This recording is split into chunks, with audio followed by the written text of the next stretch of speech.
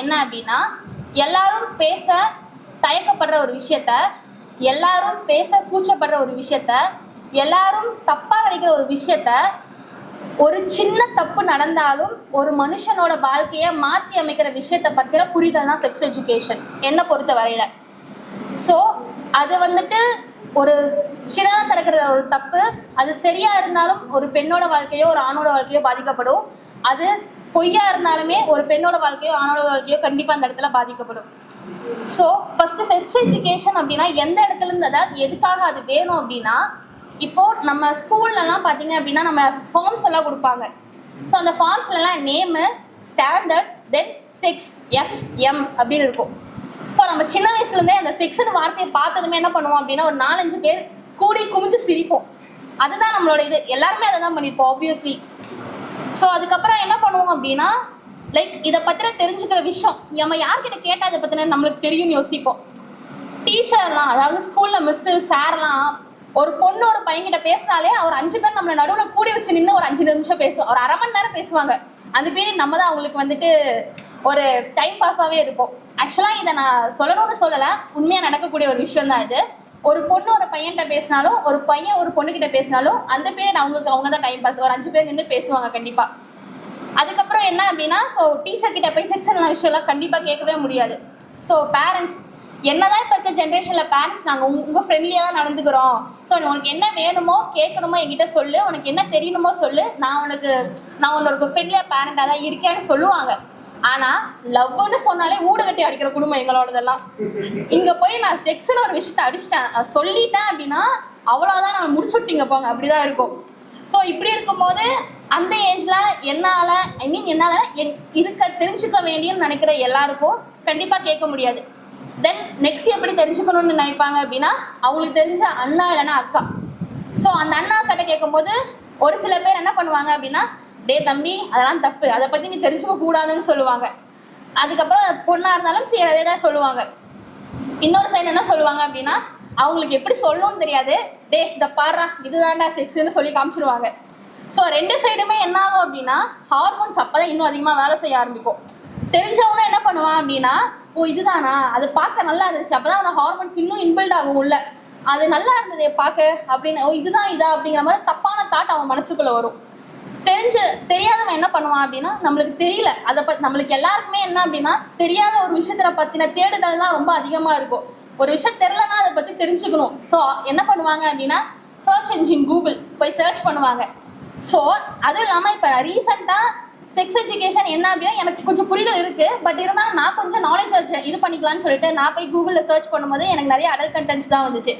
நான் சர்ச் பண்ணும்போது எனக்கு அதுதான் வருதுங்கும் போது அவங்க சர்ச் பண்ணும்போது ஆப்வியஸ்லி அவங்களுக்கும் அதுதான் வரும். ஸோ அவங்க என்ன பண்ணுவாங்கன்னா, கூகுள் மூலயமா ஒரு பொது செயலி மூலயமா அவங்க அதை தெரிஞ்சுப்பாங்க.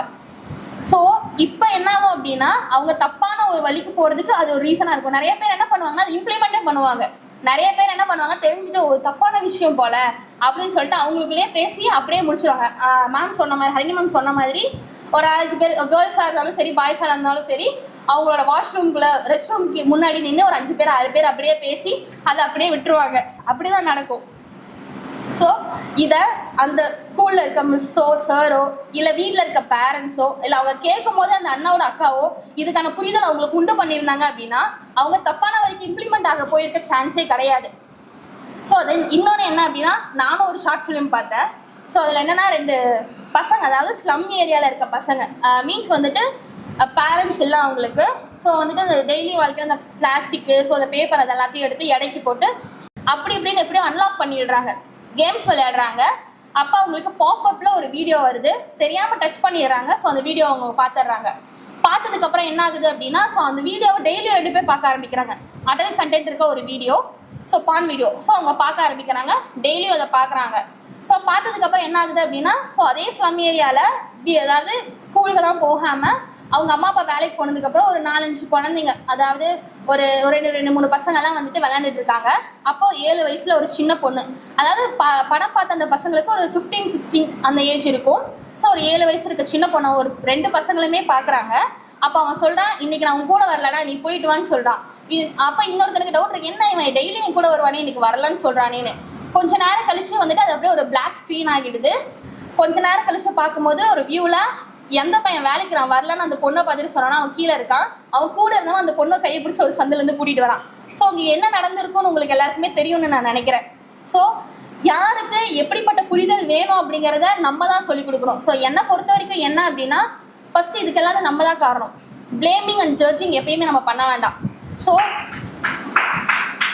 இப்போ நம்ம இப்போ ஒரு விஷயம் தப்பா நடக்குது, ஒரு பையன் வந்துட்டு ஒரு பேட் டச் பண்ணிட்டான், ஐ மீன் பஸ்ல போகும்போதும் சரி இல்லை ஒரு பப்ளிக் பிளேஸ்லயோ சரி உன்னை பேட் டச் பண்ணிட்டானா, நீ இந்த ட்ரெஸ் போட்டு போன அதனாலதான் உன்னை வந்துட்டு அப்படி தொட்டிருக்கான்.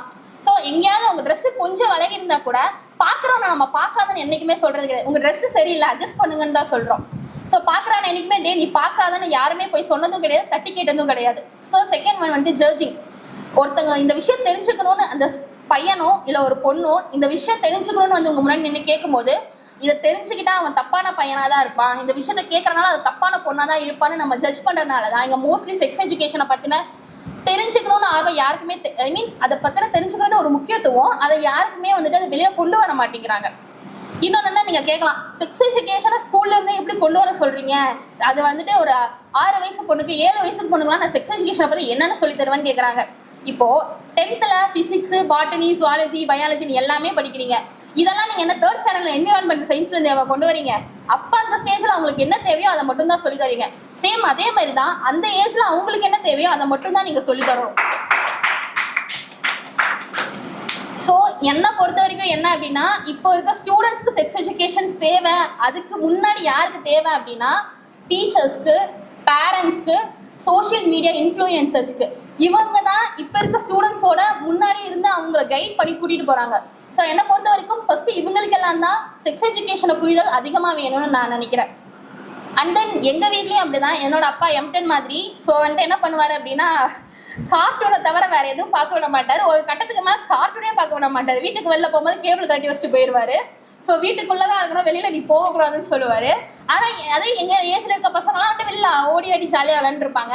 அப்போ எங்க அம்மா கேட்பாங்க, அப்பா கிட்ட பேசவே பயப்படுவோம். சரிங்க வாங்க போங்கிறத விட அப்பாட்ட அடுத்த வார்த்தை பேசுனது கிடையாது. நாங்கள் அம்மா கேட்பாங்க, ஏன் நம்ம குழந்தைங்களும் போய் விளையாடட்டும் அப்படின்னு. அதுக்கு அப்பா சொல்லுவாரு, இங்க இருக்கிறவங்கள இப்ப இருக்கிறவங்களாம் யாரும் சரியில்லை, குழந்தைங்களை நம்ம எப்பயுமே பாதுகாத்துட்டு இருக்க முடியாது, வீட்டுக்குள்ளேயே இருக்கட்டும்னு சொல்லிடுவாங்க. ஏன் அவங்க தப்பு பண்றாங்க, அவங்கள கேட்காம எங்களை ஏன் வீட்டுக்குள்ள அடைச்சாங்கன்னு எனக்கு தெரியல. மேபி அவங்க அப்ப அடைச்சதுனாலவோ என்னவோ இப்ப நான் இங்க வந்து நிக்கிறேன்னு நினைக்கிறேன். ஸோ என்னை பொறுத்த வரைக்குமே செக்ஸ் எஜுகேஷன் யாருக்கு இப்ப தேவை அப்படின்னா, டீச்சர்ஸ்க்கு, பேரண்ட்ஸ்க்கு, சோஷியல் மீடியா இன்ஃப்ளூயன்சர்ஸ்க்கு தான் தேவை அப்படின்னு என்னோட பேச்சை நான் முடிச்சுக்கிறேன். தேங்க்யூ.